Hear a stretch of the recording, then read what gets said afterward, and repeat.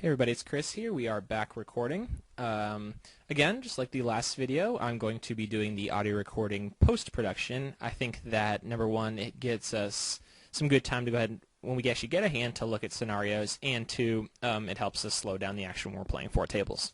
So before we start the action, I want to go over just a few quick things.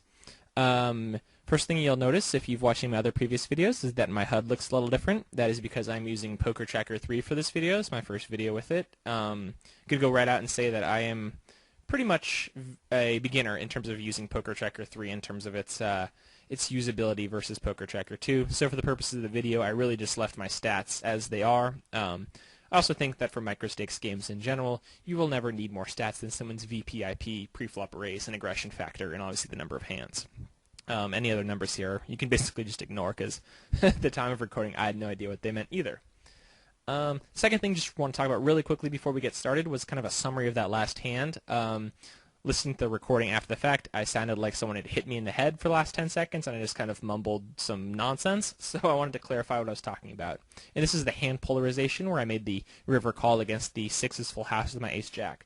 And what I really wanted to summarize out of that hand is that just the kind of the goal to take away from the whole hand is that when your opponent has a polarized range, where he's either going to have a very big hand or have a bluff, it's really easy to make calls on the river when you're getting something like 2-1, because for the most part, it's going to be much harder for him to have a very, very big hand than it is for him to have a bluff. So when we're talking about turning our hands into bluff catchers, a lot of spots like that, it's very easy. You know, people think are difficult situations, but they tend to be much easier calls, because if your opponent can only have one of two hands, and he's more likely in that situation like that to have a bluff like we thought, calling down is certainly not a bad play. That being said, let's go ahead and start the video. This is 4 tables of $50 no limit on full tilt. And let's go ahead and start running the action. Oh, the one other thing I wanted to add for this video is that although the focus in this video number 7 was on bluff catching, that the session's actually going to lend itself, just the way the action played out, more towards another concept that I'm going to start discussing, which is not being results-oriented.